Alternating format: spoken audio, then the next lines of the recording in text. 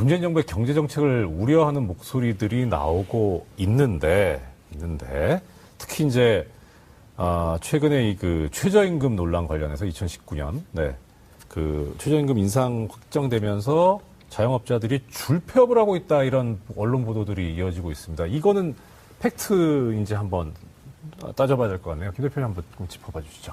예, 뭐 최근에 엄청 많이 나왔는데, 그러니까 일단 제가 좀 전제 조건으로 말씀드리고 싶은 거는 과도하게 모든 그 언론이나 그 사람들이 최저임금 문제에 지금 집착하고 있고 관심을 두고 있다라는 건데, 그거보다 훨씬 근본적이고 중요한 문제가 경제와 관련해서 중요한 문제가 많은데, 최저임금의 모든 악의 근원이거나 모든 거를 구원할 세비어 같이 이렇게 말씀하시는 영어 하지 말자니까.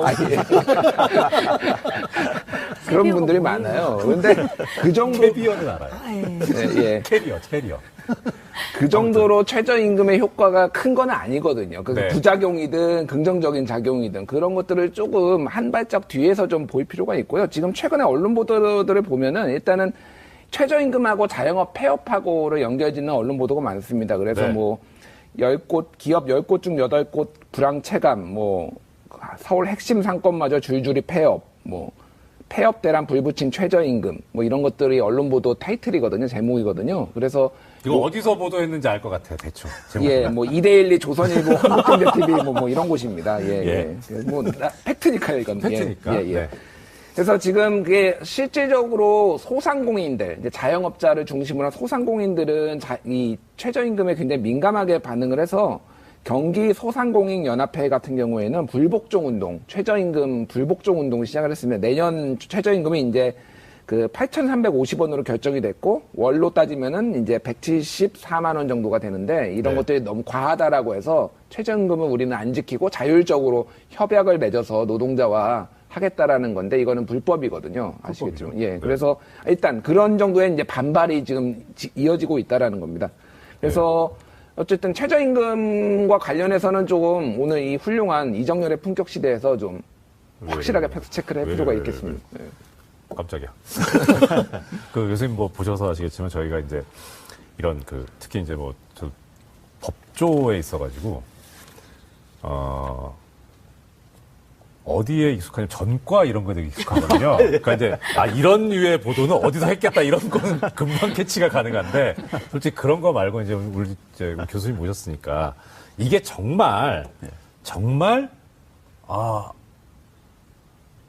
이렇게 나온 기사 제목이나 분석들이 맞는 건가? 예, 그럼 뭐 사실 뭐 아무리 메신저가 이상하다 그래도 맞는 내용을 얘기할 수도 있으니까요. 그거는 이제 다시 따져봐야 될 문제니까 그걸 이제 저희 교수님께서 말씀해 주셨으면 하는 게 저희가 이제 원하는 거거든요. 어떻게 봐야 되는지.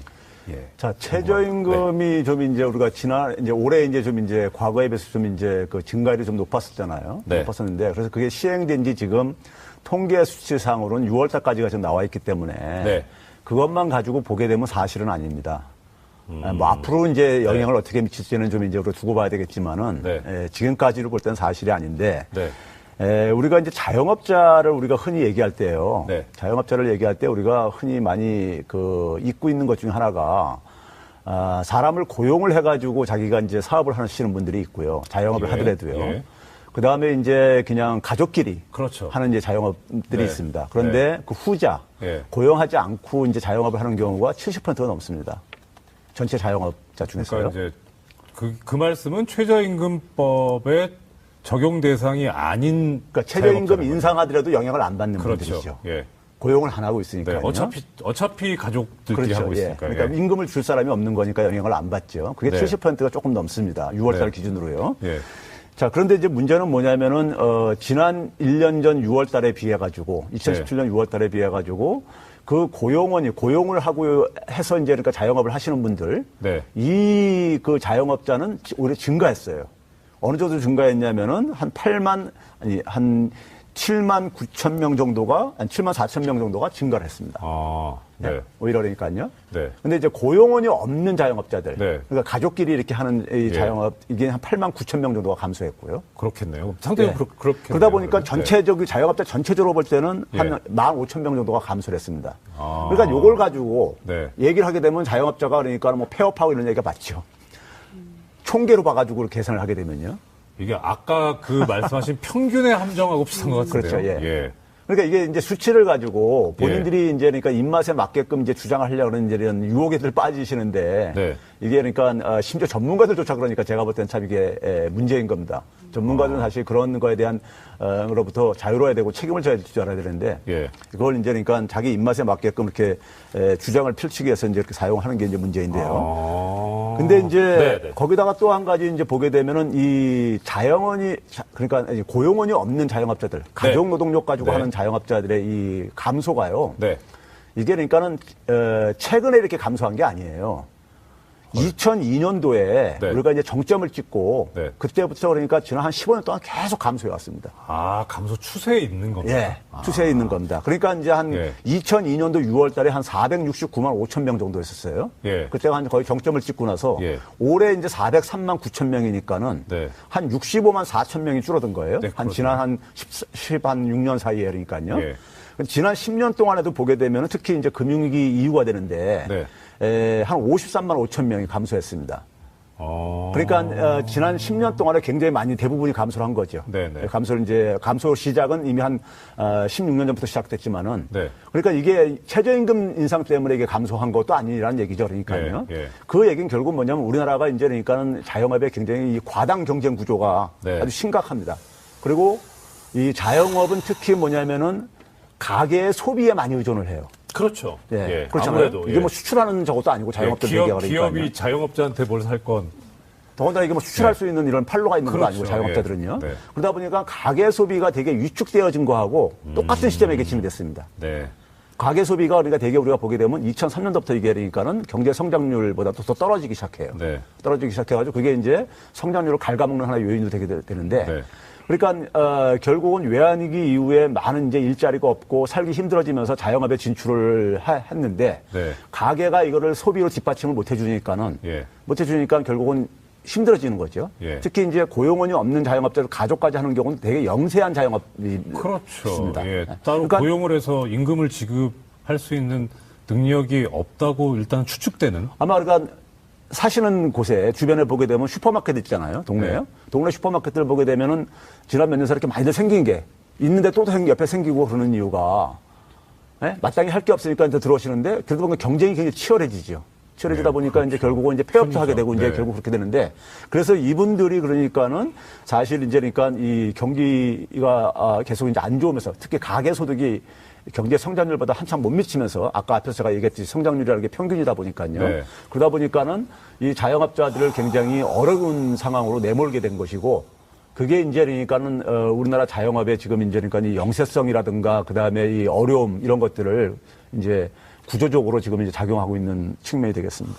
아, 교수님, 이게 저희가 이런 말씀 들을 때마다 이제 어려움을 느끼는 게 뭐냐면 어디가 시작인지를 모르겠다는 거예요. 그러니까 지금 조금 전에 말씀하셨던 것처럼 소비가, 그러니까 이 자영업자분들이 어려우신 게 자영업자분들이 주로 맡고 계시는 업종이나 이 품목들이 기업이 뭐 투자를 하거나 소비를 하는 게 아니라 가게가 소비를 해줘야 되는데 가게가 소비를 하려면 당연히 가게에 소득이 있어야, 가처분 소득이 있어야 소비를 할 거고. 근데 가게에 소득이 있으려면 그러면 당연히 임금이 올라야 되고, 최소한. 예. 그런데 소위 말하는 이제 낙수 효과는 없었고. 그러니까 이게 결국 그렇게 해서 임금이, 소득이 없어서 소비를 못하니까 자영업자는 힘들고 또 그렇게 자영업자는 또 소득이 없으니까 또 그렇게 소비가 안 일어나고. 그러니까 이런 문제인식 속에서 사실 예. 문재인 정부가 탄생한 거예요. 문재인 정부의 소득주 성장론이라는 게 네. 바로 그 가계 소득을 네. 올려서 이 경제 문제를 풀어가겠다는 이제 이 발상입니다. 네. 발상인데 거기에 이제 그러니까 약간 좀 이제 미흡한 부분이 있어서 좀 이게 좀 그런 건데 그건 뒤에서 제가 말씀드리겠지만은 네. 기본적으로 소득주도 성장은 바로 이 가계 소득의 취약성을 해결하지 않는 이상에는 네. 지금 글로벌 금융위기 이후에 수출도 굉장히 환경이 나빠진 상황 속에서 결국은 경제가 살아날 길이 없다. 예. 이렇게 보아서 간 것이고 대부분 국민들도 거기에 공감을 느끼기 때문에 아마 문재인 정권이 저는 탄생했다고 저는 생각을 합니다. 그러니까 지금 어디선가 고리를 끊어야 되는데 그렇죠. 예. 그런데 그것이 이제 문재인 정부에서는 선택한 것이 가계 소득을 늘리자. 그렇게 해서 고리를 끊어보자. 그게 소득 주도 성장이다. 예. 자, 그럼 이게 지금 이제 여러 가지 순환 구조, 뭐 악순환이 될 수도 있고요. 그 다음에 그걸 고리를 어디서 끊어야 될 거냐. 그 다음 그 문재인 정부의 소득주도 성장이 나온 배경까지 이제 이해를 했는데, 근데 그러면 지금 불황이다 얘기는 계속 나왔고요. 근데 불황 때문에 매출이 안 좋다. 그러니까 지금 영업하시는 분들이. 그런데 최저임금 인상 때문에 인건비가 늘어서 이게 지금 뭐 어떻게 더 줄 수 있는 여력이 안 된다. 그래서 문을 닫을 수밖에 없다. 폐업할 수밖에 없다라고 하는 게 이제 일부 언론 그리고 일부 소상공인들 아까 이제 또 뭐 전문가분들 말씀하셨는데 그렇게 말씀하셨는데 그러면은 실제 자영업에 종사하시는 분들의 소득 그러니까 일단 그런 단순하게 생각하면 그럴 거는 같아요. 일단 최저임금이 상승하면 이건 비용이니까. 그러면 매출이 일정할 때 똑같을 때 비용이 상승하면 수입은 줄어들 수밖에 없지 않습니까? 그건 어떻게 우리가 봐야 되나요? 그러니까 아까 이제 제가 아까 얘기했듯이 자영업자 중에 한 70%가 고용이 없는 자영업자라요. 예. 이걸 좀 잊지 마시고 잠깐만 생각을 하셔야 됩니다. 그러니까 전체 100으로 놨을 때 그러니까 70% 정도가 고용을 전혀 안 하고 있으니까는 이분들은 최저임금 인상하고 관계가 없는 분들이에요. 일단은요. 네. 그래서 실제로 보게 되면은 우리가 자영업자들의 소득을 보게 되면요. 저희 소득을 보게 되면 상위 20%는 소득이 굉장히 증가했어요. 한 19% 이상이 증가했어요. 네. 지난 4분기에 비해 가지고요. 예. 근데 이제 하위 20%는 그러니까는 마이너스 7.8% 감소했는데 이 소득의 감소가 그러니까 고용하고 관계가 없는 감소라 이거예요. 고용을 안 했으니까는. 그렇죠? 그러면 결국은 이분들은 왜 그러냐? 매출액이 없어서 이게 없어서 그러는 거죠. 아니면 다른 요인들이죠. 그러니까 뭐 임대료라든가 이런 다른 요인들인 거죠. 그렇죠. 본인들이 부담하고 있는 다른 비용이 본인들이 올라가서. 고용을 안 하고 있는데 거기에 무슨 인건비가 거기에 요인으로 작용할 수는 없는 거잖아요. 그러니까 매출 하락 내지는 그렇죠. 비용 증가인데 그 비용은 인건비는 들 데가 없으니 결국은 렌트, 지대. 그렇겠네요. 그게 지금 키포인트네요. 그러니까, 고용을 하지 않는 자영업자의 비율이 70%다. 이게 지금 핵심이겠네요. 이 부분에서는. 자, 그러면 아무리 이제 고용을, 어떻든 근데, 좋습니다. 그러면 또 하나 이제 그럼 궁금한 거는 이겁니다. 그러니까 고용을 하지 않는 자영업자의 비율이 그렇게 높다고 하더라도 어떻든 지금 자영업을 하시는 분들도 우리나라 국민이고 또 우리 경제의 한 축을 담당하고 계시기 때문에 근데 이게 자영업의 위기가 어제 오늘의 일도 아니고요. 그러니까 이거 어떻게 해결은 해야 되지 않을까 싶은데요. 자, 그러면 일단 그 현상을 알아보고 이제 교수님께 또 해법을 여쭤보겠습니다. 일단 우리나라 자영업의 현주소가 어떤지 이거는 언제 만두 이후에 조용해지시는 우리 오 변호사님께서. 저는 만두랑 사법농단 세 가지만 얘기할까 하다가 그래도 물어보시니까. 근데 말씀을 듣다 보니까 좀 궁금해지는 게 근데 통계적으로 사실 최저임금에 영향이 있는 고용인 있는 자영업자 중에 최저임금으로 늘어나는 인건비 때문에 영향이 있는 비율은 사실은 소득 수준으로 이렇게 계산해보면 금방 나오지 않나요? 나올 수가 있죠. 근데 그걸 이제 구분해가지고 이렇게 추견을 안 하고 있기 때문에. 안 냈기 때문이군요, 그냥. 근데 일단 우리나라 노동시장에서는 자영업이 차지하는 비율이 매우 높습니다. 그러니까 저도 자영업자고 혹시. 저는 법인. 법인 소속입니다. 그러시군요. 근데 이제 OECD의 보고서에 따르면은 우리나라 자영업자 수가 미국, 멕시코에 이어서 3위라고 하네요. 그만큼 매우 많은 수준이고요. 그 취업자 중에서 자영업자 비중도 21%나 되고 보통 선진국의 경우에는 10% 내외이기 때문에 자영업자 비중이 매우 높은 것은 이제 사실입니다.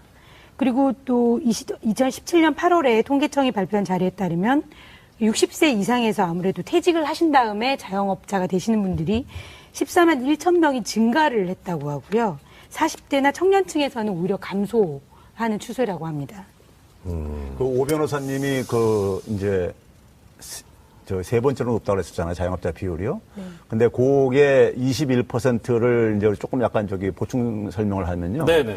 그 OECD 통계 기준에서 자영업자에는 무급 돈을 안 받고 그러니까는 자기 부모가 하는 자영업에서 도와주는 이제 자녀분들이 있잖아요. 그래서 소위 이걸 무급 가족 종사자라 그러는데 네네네네. 이것까지도 합산을 해서 계산합니다. 그래가지고 그걸로 계산하게 되면은 25.4%가 됩니다. 그래서 이제 그게 이제 3위가 되는 건데, 예. 그러니까 이제 우리나라 통계청에서는 근데 이제 요걸 제외하고 자영업자를 이렇게 계산하는데 OECD 평균을 할 때는 네. 무급가족 종사자까지 다 포함을 시킵니다. 그분들도 어쨌든 자영업에 연결돼 있는 분이다 보니까. 그렇죠. 그래야 되겠네요. 예. 그래야, 예, 오히려 더 정확할 것 같네요. 자, 그러면,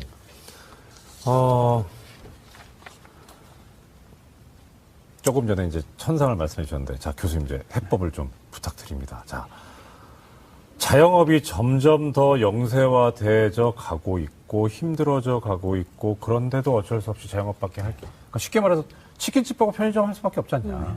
예. 이거 문제 아닙니까? 어떻게, 어떤 문제가 예. 지금 현재 정부에서는 이게 이제 결국은 갑과 을의 문제로, 네. 그러니까 이래서 자영업 하시는 분들이 뭐 높은 임대료라든가, 네.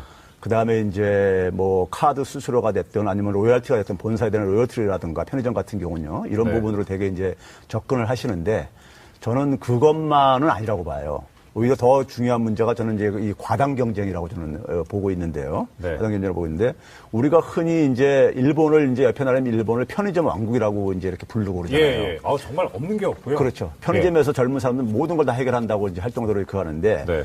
인구 대비해서 점포수, 편의점 점포수를 보면 우리나라가 1.5배나 일본보다 많습니다. 인구수 대비요? 예. 그러니까 우리나라가 더 그러니까는 이런 편의점 이런 게 더 많다는 얘기죠. 예, 네. 편의점 왕국인 일본보다도요. 그런데 이제 예를 들어서 이 편의점 소득을요, 만약에 지금 이제 그 제로페이 카드 이제 그러니까 수수료를 없애는 이런 거라든가 네. 아니면 그 다음에 이제 임대료 상승을 이제 그러니까 제한한다든가 뭐 이런 거 정부가 지금 추진하려고 하고 있는 거잖아요. 네. 이게 바로 정부가 얘기하는 공정경제에 해당되는 부분입니다.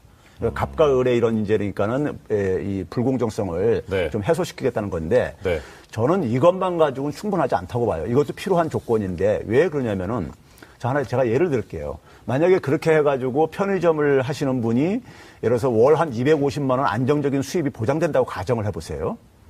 그렇게 가정을 하게 돼. 그런 이제 카드 수수료든 그다음에 임대료를 좀 제한하고 해가지고 한 250만 원 정도 월 이제 수입이 이제 확보가 된다고 안정적으로 확보된다고 네. 가정을 하면요. 네.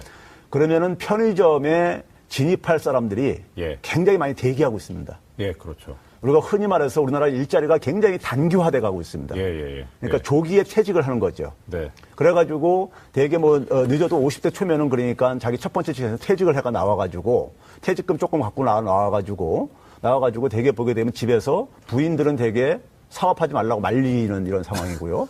여자말 잘 들어야 되는데. 예? 그거 했다가 괜히 퇴직금까지 날릴까 그렇죠. 봐요. 예. 근데 이제 남자분들 입장에서 볼 때는 그냥 그 50대 초부터 해가지고 수명은 굉장히 많이 남아있는데 그냥 노는 것도 그냥 이게 그러니까 사실 한계가 있단 말이에요. 그러다 보니까 기웃기웃 하는 게 자영업입니다. 네. 기웃을 하는데 한 250만 원 안정적인 수입이 나온다?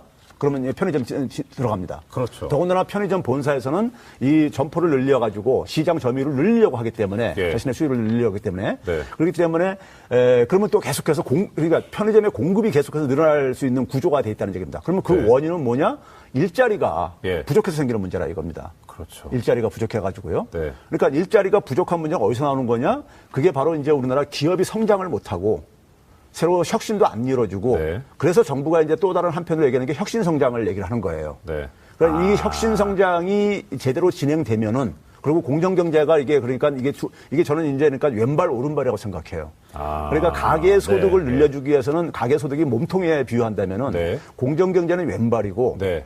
이 혁신 성장은 오른발인데 예. 이게 그러니까 몸이 앞으로 가려면은 네. 왼발도 가고 오른발이 이렇게 교대로 가야 되는데 그렇죠. 예. 그런데 지금 이제 그러니까 이게 혁신 성장은 성과가 좀 안 나오고 있는 이제 이런 상황 속에서 공정 경제만 가지고 가다 보니까는 네. 이게 지금 이제 그러니까 좀 여러 가지 잡음들이 나오고 이제 무리가 좀 나오는 이런 상황인 겁니다. 그래서 이 결국은 이제 이 일자리 문제가 이게 좀 이제 같이 병행적으로 보완적으로 해결돼야지만이 공정 경제도 제대로 작동될 수 있고 그리고 소득주도 성장도 그러니까 효과를 볼 수 있다고 저는 생각합니다. 지금 정부의 정책을 설명하시 무슨 정부 인사도 아니시고 진짜 학자신데, 근데 이 문재인 정부의 경제 정책이나 관련된 이 평가나 논란 이런 거에 대해서 좀 쭉쭉 설명을 해주고 계시니까 잘 이해가 가거든요. 말씀 들어보니까 꽤 이제 왜곡돼서 지금 알려진 부분도 있고 또 이게 잘 몰랐던 게 이제 딱 이해가 되는 상황도 있는데, 근데 일단 그러면 어떻든 저도 그렇고 많은 분들이 생각하고 있는 건 그렇습니다. 뭐 오도돼서 그런지 모르겠는데 현재 우리나라 경제 상황이 낙관적이다라고 하는 데는 선뜻 동의하기는 좀 어렵거든요. 그건 어떻습니까, 교수님? 아까 얘기했듯이 성장률 수치가 예. 많은 서민들한테는 의미가 없어요. 네. 그러니까 과거에는 그러니까 우리가 성장을 했을 때 그것이 대부분 사람들이 좀 혜택을 공유를 했는데 네네네. 이제 소수가 독점을 하고 있단 말이에요. 그 성장의 양극화. 과실을요. 네. 양극화로 인해 가지고요. 네. 예. 그거는 결국은 이제 우리나라 산업 생태계가 예. 굉장히 많이 나빠진 거예요. 그렇죠. 산업 생태계가요. 예를 들어서 최근에 이제 우리가 일자리 문제가 굉장히 지금 이제 사회적인 이슈가 되고 있잖아요. 대통령께서 그러니까 예. 일자리위원회 위원장까지 맡을 정도로까지요. 했는데 지금 대개 일자리 줄어드는 거 매달 그러니까 통계청에서 이제 고용동향이라는 걸 발표하는데 그걸 보시게 되면요. 네. 우리가 산업별로 보게 되면 제조업에서 일자리가 좀 줄어들고 있고요. 네. 그 다음에 이제 교육 서비스업, 부동산업 이런 데들이 되게 줄어들고 있습니다. 네. 그 다음에 이제 직업 이게 일자리 형태로 볼 때는 임시직, 일용직, 그 다음에 뭐 청년들 일자리가 이렇게 좀 이게 안 좋은 이렇게 예, 자영업자라든가 이렇게 질이 가지고요. 악화된다는 예, 이렇게 되고 있는데 이걸 보게 되면요. 제조업 같은 경우 일자리가 왜 줄어드냐면요. 우리 기억하겠지만은 몇 년 전에 우리가 대우조선해양 사태 네. 있었죠. 예. 그러니까 조선 해운업이 이제 그러니까 우리가 구조조정 당했죠. 네. 그리고 이어서 바로 뭐가 됐었습니까? 뭐 철강, 자동차 예. 좀 계속 그렇게 되고 예. 있잖아요. 지금 저 그러니까 군산에 그렇죠. 우리나라 주력 산업들이 네. 그러니까 이게 글로벌 공급 과잉 속에서 구조조정을 당하면서 네. 이게 이제 여기서 이제 그러니까 이 일자리가 줄어들고 있는 거란 말이에요. 네. 뚫어져 보니까 대기업 이게 전부 다 대기업들의 이게 주력 산업들입니다. 우리나라 그렇죠. 주력 산업들이요. 예. 네. 대기업들이 자기가 어렵다 보니까는 대기업들의 그 연결돼 있는 협력업체들 있잖아요. 네. 뭐 2, 3차, 4차 협력업체들. 예. 그걸로 자기가 이제 가능한 한 고통을 이런 밀어냅니다. 그러면 그 협력업체에 고용돼 있는 많은 일자리들이 임시직 일자리들이에요. 그렇죠. 그래서 임시직 일자리가 그러니까 많이 줄어드는 이유가 바로 거기서 생기는 거예요. 근데 이 현상이 이미 문재인 정부 들어서기 전부터 진행됐다는 얘기죠. 네. 그러니까 산업 예. 생태계가 굉장히 나빠지고 있는 이런 부분들이요. 네. 거기다가 뭐 예를 들어서 최근에 교육 서비스업이 나빠지는 것은 네. 이건 학령 인구가 줄어들면서 학령 인구가 줄어들고 것 같아요. 그다음에 이제 부동산업이 줄어드는 건 왜 그러냐면요. 우리가 지금 우리나라 주력 산업들이 지방에 그러니까 거점 도시에 대개들 이렇게 진출돼 있어요. 예, 창원, 예. 네. 울산, 그다음에 무슨 뭐 여기 저 군산 뭐 이런 예. 데들 다 그렇죠. 그러면 군산에서 만약에 그 자동차 장국 GM이 철수하면서 어떤 네. 일이 생겼습니까? 일자리가 줄어들었죠. 그렇죠. 일자리 줄어드는 걸 끝나는 게 아니라 그 지역 부동산업이 그러니까 부동산 시장이 이게 붕괴가 되죠. 예, 인구가 빠져나가겠죠. 예. 또. 그다음에 지방의 거점 도시는 또 그 지방의 소도시들이 같이 이게 의존하고 있는 예, 겁니다. 예. 그러니까 지방발 이 부동산 시장이 냉각되는 이유가 바로 거기에 네. 있는 거예요. 우리가 이제 부동산 시장이 양극화를 얘기하고 있잖아요, 지금요. 네. 그게 바로 그겁니다, 그러니까요. 그러니까 부동산업 일자리 줄어들게 되는 것이고, 그러니까 이런 문제들이 그러니까 우리나라 산업 생태계가 지금 예. 활력을 잃어가면서 생기는 이런 문제들인 거예요. 근데 그 피해가 우리가 흔히 그러죠. 경제가 좋아질 때는 네. 운목부터 좋아지고. 네. 경제가 나빠질 때는 그러니까 아는 뭐 이렇게 한다는 얘기 있거든요. 예. 그러니까 좀 뭐냐면 경제가 좋을 때는 여유 있는 사람들이 가장 먼저 혜택을 보기 시작하고 네. 제일 끝에 혜택 보는 게 어려운 사람들이 혜택 보기 시작하는 것이고 경제가 나빠질 때는 어려운 사람들이 가장 먼저 직격탄을 받고 이렇게 된단 말이에요. 다 고통을 전가시키니까요. 참 이게 그런 여러 가지 문제들 중에서 어려워지는 문제가 있네요. 아, 교수님 시간이 부족해 너무 아쉽습니다. 네. 예, 오늘 늦은 밤까지 오늘 저 교수님 비롯해서 세 분 함께 해주셔서 감사하고요. 시청해주신 시청자 여러분 너무 고맙습니다. 최저임금이나 일자리 소득 격차 이런 것들 우리가 성장만 앞서갔지만 이제 이런 것들 다 놓치지 말고 말씀하셨던 대로 오른발 왼발 맞춰서 잘 접어들기를 바라겠습니다. 네. 예. 예. 그렇겠네요. 아, 예. 그게 지금 키포인트네요. 그러니까, 고용을 하지 않는 자영업자의 비율이 70%다. 이게 지금 핵심이겠네요. 이 부분에서는. 자, 그러면 아무리 이제 고용을, 어떻든 근데, 좋습니다. 그러면 또 하나 이제 그럼 궁금한 거는 이겁니다. 그러니까 고용을 하지 않는 자영업자의 비율이 그렇게 높다고 하더라도 어떻든 지금 자영업을 하시는 분들도 우리나라 국민이고 또 우리 경제의 한 축을 담당하고 계시기 때문에 근데 이게 자영업의 위기가 어제 오늘의 일도 아니고요. 그러니까 이거 어떻게 해결은 해야 되지 않을까 싶은데요. 자, 그러면 일단 그 현상을 알아보고 이제 교수님께 또 해법을 여쭤보겠습니다. 일단 우리나라 자영업의 현주소가 어떤지 이거는 예, 이제 만두 이후에 조용해지시는 오 변호사님께서 저는 만두랑 사법농단 세 가지만 얘기할까 예. 하다가 그래도 물어보시니까. 네. 예. 근데 말씀을 듣다 보니까 좀 궁금해지는 게, 근데 통계적으로 사실 최저임금에 영향이 있는 고용인 있는 자영업자 중에 최저임금으로 늘어나는 인건비 때문에 영향이 있는 비율은 사실은 소득 수준으로 이렇게 계산해 보면 금방 나오지 않나요? 나올 수가 있죠. 근데 그걸 이제 구분해가지고 이렇게 추계는 안 하고 있기 때문에. 냈기 예. 때문이군요, 예. 그냥. 근데 일단 우리나라 노동시장에서는 자영업이 차지하는 비율이 매우 높습니다. 그러니까 저도 자영업자고 혹시 저는 법인. 아, 예. 네, 법인 소속입니다. 아, 그러시군요. 네.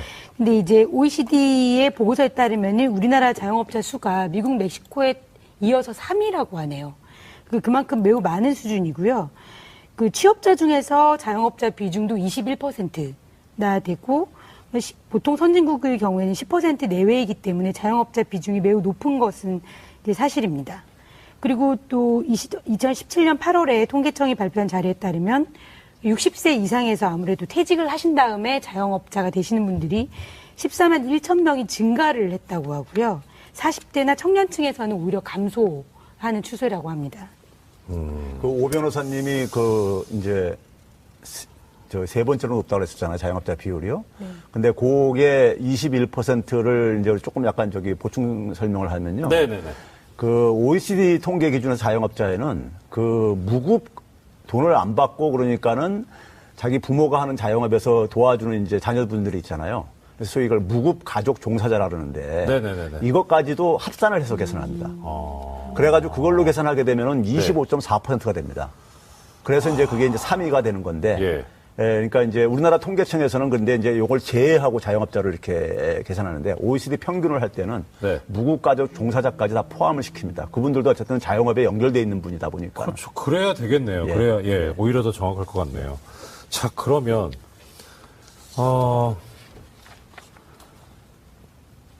조금 전에 이제 천상을 말씀해 주셨는데, 자, 교수님 이제 해법을 좀 부탁드립니다. 자, 자영업이 점점 더 영세화되져 가고 있고, 힘들어져 가고 있고, 그런데도 어쩔 수 없이 자영업밖에 그러니까 쉽게 말해서 치킨집 하고 편의점 할 수밖에 없지 않냐. 예. 이거 문제 아닙니까? 어떤 문제가 예.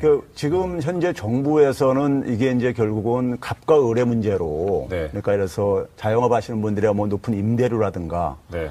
그 다음에 이제 뭐 카드 수수료가 됐든 아니면 로열티가 됐든 본사에 대한 로열티라든가 편의점 같은 경우는요. 이런 네. 부분으로 되게 이제 접근을 하시는데 저는 그것만은 아니라고 봐요. 오히려 더 중요한 문제가 저는 이제 이 과당 경쟁이라고 저는 보고 있는데요. 네. 과당 경쟁을 보고 있는데 우리가 흔히 이제 일본을 이제 옆에 문재인 정부의 경제 정책을 우려하는 목소리들이 나오고 있는데 특히 이제 최근에 이 그 최저임금 논란 관련해서 2019년 그 최저임금 인상 확정되면서 자영업자들이 줄폐업을 하고 있다 이런 언론 보도들이 이어지고 있습니다. 이거는 팩트인지 한번 따져봐야 될 것 같네요. 김 대표님 한번 좀 짚어봐 주시죠. 예, 뭐 최근에 엄청 많이 나왔는데, 그러니까 일단 제가 좀 전제 조건으로 말씀드리고 싶은 거는 네. 과도하게 모든 그 언론이나 그 사람들이 최저임금 문제에 지금 집착하고 있고 관심을 두고 있다라는 건데, 그거보다 훨씬 근본적이고 중요한 문제가 경제와 관련해서 중요한 문제가 많은데, 네. 최저임금의 모든 악의 근원이거나 모든 거를 구원할 세비어 같이 이렇게 말씀을 하시는 영어 하지 말자니까. 그런 분들이 많아요. 근데 그 정도 캐비어는 알아요. 예. 캐리어. 그 정도로 최저임금의 효과가 큰 건 아니거든요. 그 네. 부작용이든 긍정적인 작용이든 그런 것들을 조금 한 발짝 뒤에서 좀 볼 필요가 있고요. 지금 최근에 언론 보도들을 보면은 일단은 최저임금하고 자영업 폐업하고로 연결짓는 언론 보도가 많습니다. 그래서 네. 뭐 10곳, 기업 10곳 중 8곳 불황체감, 뭐 서울 핵심 상권마저 줄줄이 폐업, 뭐 폐업 대란 불붙인 최저임금, 뭐 이런 것들이 언론 보도 타이틀이거든요, 제목이거든요. 그래서 이거 어디서 보도했는지 알 것 같아요, 대충. 예, 뭐 이데일리, 조선일보, 한국경제TV 뭐 이런 곳입니다. 예. 뭐 팩트니까요, 이건. 팩트니까. 예. 네. 그래서 지금 그게 실질적으로 소상공인들, 이제 자영업자를 중심으로 한 소상공인들은 이 최저임금에 굉장히 민감하게 반응을 해서 경기 소상공인연합회 같은 경우에는 불복종 운동, 최저임금 불복종 운동을 시작을 했습니다. 내년 최저임금이 이제 그 8,350원으로 결정이 됐고 월로 따지면은 이제 174만 원 정도가 되는데 이런 네. 것들이 너무 과하다라고 해서 최저임금은 우리는 안 지키고 자율적으로 협약을 맺어서 노동자와 하겠다라는 건데 이거는 불법이거든요. 아시겠지만. 예. 그래서 일단 그런 정도의 이제 반발이 지금 이어지고 있다라는 겁니다. 그래서 어쨌든 최저임금과 관련해서는 조금 오늘 이 훌륭한 이정열의 품격 시대에서 좀 확실하게 팩트 체크를 할 필요가 있겠습니다. 네. 깜짝이야. 그 교수님 뭐 보셔서 아시겠지만 저희가 이제 이런 그 특히 이제 뭐 저 법조에 있어가지고 어디에 익숙하냐면 전과 이런 거에 되게 익숙하거든요. 그러니까 이제 이런 류의 보도는 어디서 했겠다 이런 거는 금방 캐치가 가능한데 솔직히 그런 거 말고 이제 우리 이제 교수님 모셨으니까 이게 정말 이렇게 나온 기사 제목이나 분석들이 맞는 건가? 예, 그럼 뭐 사실 뭐 아무리 메신저가 이상하다 그래도 맞는 내용을 얘기할 수도 있으니까요. 그거는 이제 다시 따져봐야 될 문제니까 그걸 이제 저희 교수님께서 말씀해 주셨으면 하는 게 저희가 이제 원하는 거거든요. 어떻게 봐야 되는지. 예. 자, 최저임금이 좀 이제 우리가 이제 올해 이제 좀 이제 과거에 비해서 좀 이제 그 증가율이 좀 높았었잖아요. 네. 높았었는데 그래서 그게 시행된 지 지금 통계 수치상으로는 6월 달까지가 지금 나와 있기 때문에 네. 그것만 가지고 보게 되면 사실은 아닙니다. 뭐 앞으로 이제 영향을 어떻게 미칠지는 좀 이제 우리가 두고 봐야 되겠지만은 네. 지금까지로 볼 때는 사실이 아닌데 네. 우리가 이제 자영업자를 우리가 흔히 얘기할 때요. 네. 자영업자를 얘기할 때 우리가 흔히 많이 잊고 있는 것 중에 하나가 사람을 고용을 해가지고 자기가 이제 사업을 하시는 분들이 있고요. 자영업을 예. 하더라도요. 예. 그 다음에 이제 그냥 가족끼리 그렇죠. 하는 이제 자영업들이 네. 있습니다. 그런데 그 후자 네. 고용하지 않고 이제 자영업을 하는 경우가 70%가 넘습니다. 전체 자영업자 중에서요. 그러니까 이제 그 말씀은 최저임금법의 적용 대상이 아닌 그러니까 최저임금 자영업자라는 인상을 하려면 일본을 편의점 왕국이라고 이제 이렇게 부르고 그러잖아요. 예. 정말 없는 게 없고요. 그렇죠. 편의점에서 젊은 사람들은 모든 걸 다 해결한다고 이제 할 정도로 이렇게 하는데 네. 인구 대비해서 편의점 점포수를 보면 우리나라가 1.5배나 일본보다 많습니다. 인구수 대비요? 예. 그러니까 우리나라가 더 그러니까는 이런 편의점 이런 게 더 많다는 얘기죠. 네. 편의점 왕국인 일본보다도요. 그런데 이제 예를 들어서 이 편의점 소득을요, 만약에 지금 이제 그 제로페이 카드 이제 그러니까 수수료를 없애는 이런 거라든가 네. 아니면 그 다음에 이제 임대료 상승을 이제 그러니까 제한한다든가 뭐 이런 거 정부가 지금 추진하려고 하고 있는 거잖아요. 네. 이게 바로 정부가 얘기하는 공정경제에 해당되는 부분입니다. 그러니까 갑과 을의 이런 이제 그러니까는 이 불공정성을 네. 좀 해소시키겠다는 건데 네. 저는 이것만 가지고는 충분하지 않다고 봐요. 이것도 필요한 조건인데 왜 그러냐면은 제가 예를 들게요. 만약에 그렇게 해가지고 편의점을 하시는 분이 예를 들어서 월 한 250만 원 안정적인 수입이 보장된다고 가정을 해보세요. 그렇게 가정을 하게 돼. 그런 이제 카드 수수료든 그다음에 임대료를 좀 제한하고 해가지고 한 250만 원 정도 월 이제 수입이 이제 확보가 된다고 안정적으로 확보가 된다고 네. 가정을 하면요. 네. 그러면은 편의점에 진입할 사람들이 예. 굉장히 많이 대기하고 있습니다. 예, 그렇죠. 우리가 흔히 말해서 우리나라 일자리가 굉장히 단규화돼 가고 있습니다. 예. 그러니까 조기에 퇴직을 하는 거죠. 네. 그래가지고 되게 늦어도 50대 초면은 그러니까 자기 첫 번째 직장에서 퇴직을 해가 나와가지고 퇴직금 조금 갖고 나와가지고 되게 보게 되면 집에서 부인들은 되게 사업하지 말라고 말리는 이런 상황이고요. 여자 말 잘 들어야 되는데. 예, 그거 했다가 괜히 퇴직금까지 날릴까 그렇죠. 봐요. 예. 근데 이제 남자분들 입장에서 볼 때는 그냥 그 50대 초부터 해가지고 수명은 굉장히 많이 남아있는데 그냥 노는 것도 그냥 이게 그러니까 사실 한계가 있단 말이에요. 그러다 보니까 기웃기웃 하는 게 자영업입니다. 네. 기웃을 하는데 한 250만 원 안정적인 수입이 나온다? 그러면 편의점 들어갑니다. 그렇죠. 더군다나 편의점 본사에서는 이 점포를 늘려가지고 시장 점유율을 늘리려고 하기 때문에 예. 자신의 수입을 늘리려고 하기 때문에 네. 그렇기 때문에 그러면 또 계속해서 그러니까 편의점의 공급이 계속해서 늘어날 수 있는 구조가 돼 있다는 얘기입니다. 그러면 그 네. 원인은 뭐냐? 일자리가 예. 부족해서 생기는 문제라 이겁니다. 그렇죠. 일자리가 부족해가지고요. 네. 그러니까 일자리가 부족한 문제가 어디서 나오는 거냐? 그게 바로 이제 우리나라 기업이 성장을 못하고 새로 혁신도 안 이루어지고 네. 그래서 정부가 이제 또 다른 한편으로 얘기하는 게 혁신 성장을 얘기를 하는 거예요. 네. 그러니까 이 혁신 성장이 제대로 진행되면은 그리고 공정 경제가 이게 그러니까 이게 저는 이제 그러니까 왼발 오른발이라고 생각해요. 그러니까 가계 소득을 네. 늘려주기 위해서는 가계 소득이 몸통에 비유한다면은 네. 공정 경제는 왼발이고 네. 이 혁신 성장은 오른발인데 이게 그러니까 몸이 앞으로 가려면은 왼발도 가고 오른발이가 이렇게 교대로 가야 되는데 그렇죠? 그런데 지금 이제 그러니까 이게 혁신 성장은 성과가 좀 안 나오고 있는 이제 이런 상황 속에서 공정 경제만 가지고 가다 보니까는 이게 지금 이제 그러니까 좀 여러 가지 잡음들이 나오고 이제 무리가 좀 나오는 이런 상황인 겁니다. 그래서 이 결국은 이제 이 일자리 문제가 이게 좀 이제 같이 병행적으로 보완적으로 해결돼야지만이 공정 경제도 제대로 작동될 수 있고 그리고 소득주도 성장도 그러니까 효과를 볼 수 있다고 저는 생각합니다.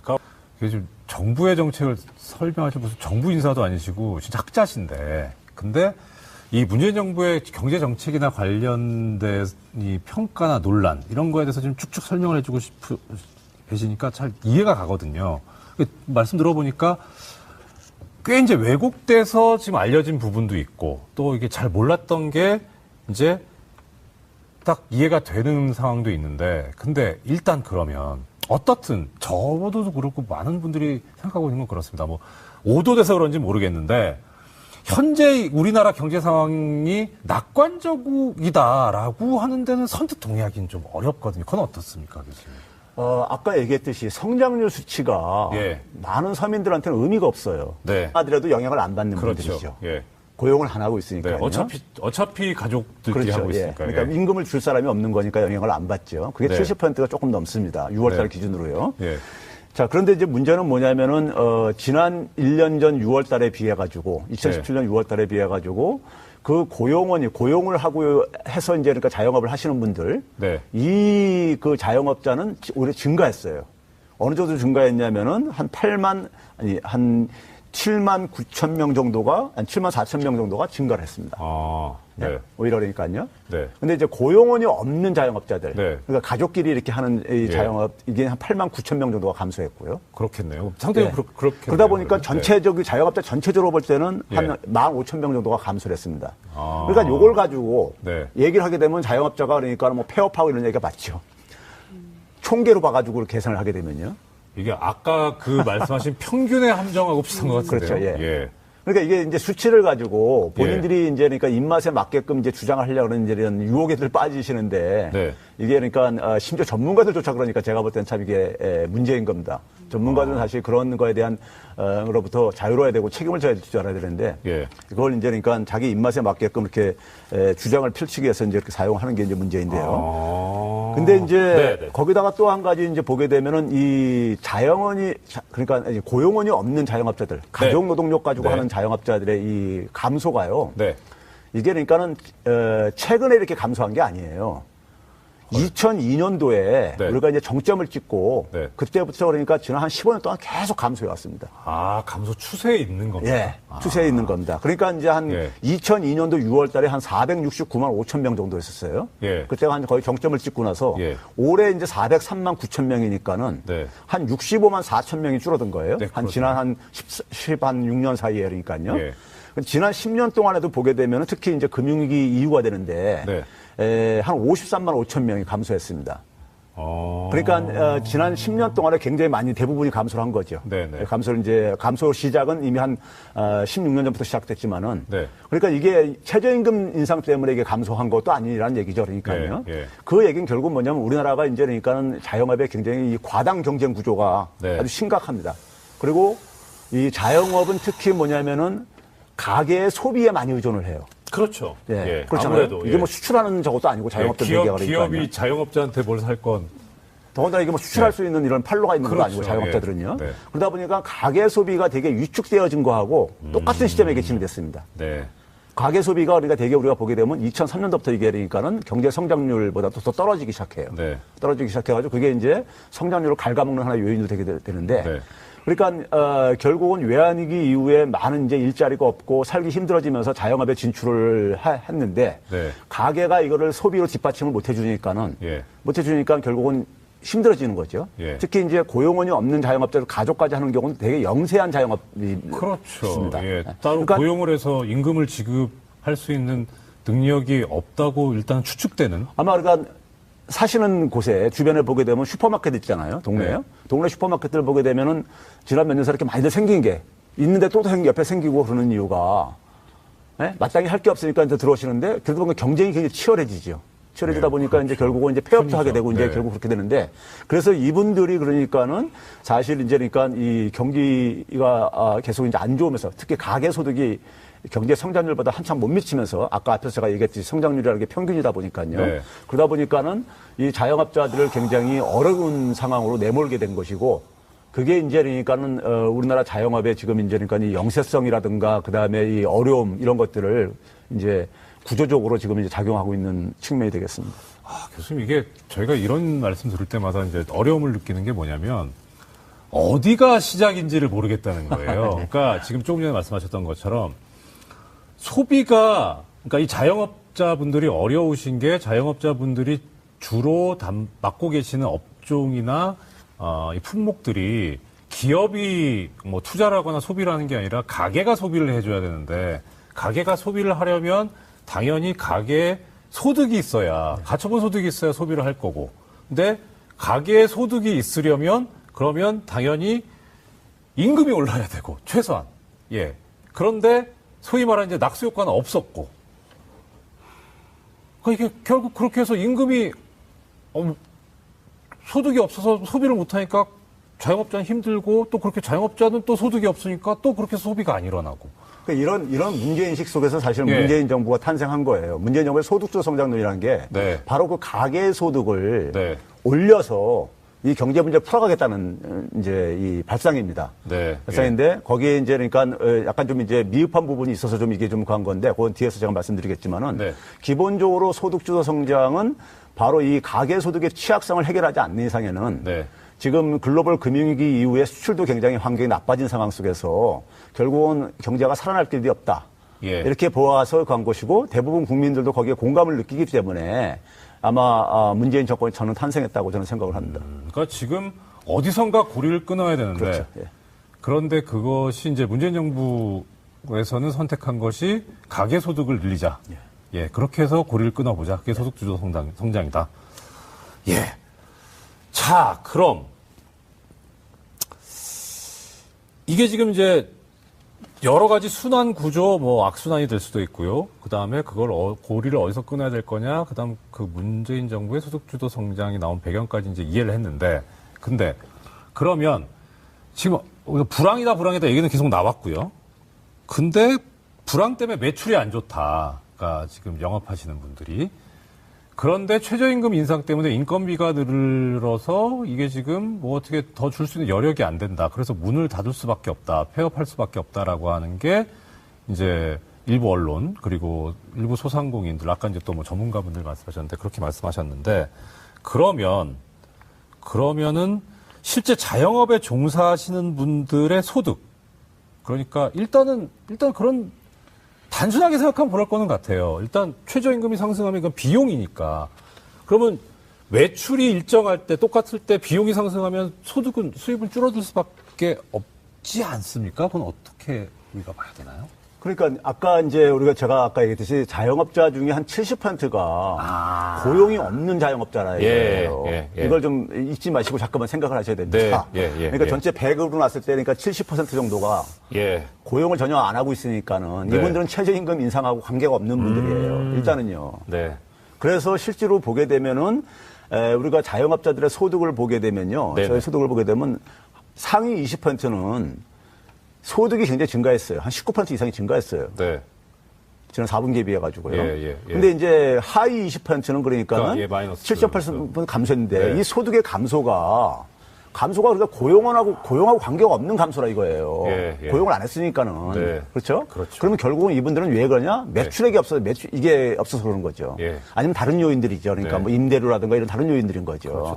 본인들이 부담하고 있는 다른 비용이 본인들이 올라가서. 고용을 안 하고 있는데 거기에 예. 무슨 인건비가 거기에 요인으로 작용할 수는 없는 거잖아요. 네. 그러니까 매출 하락 내지는 그렇죠.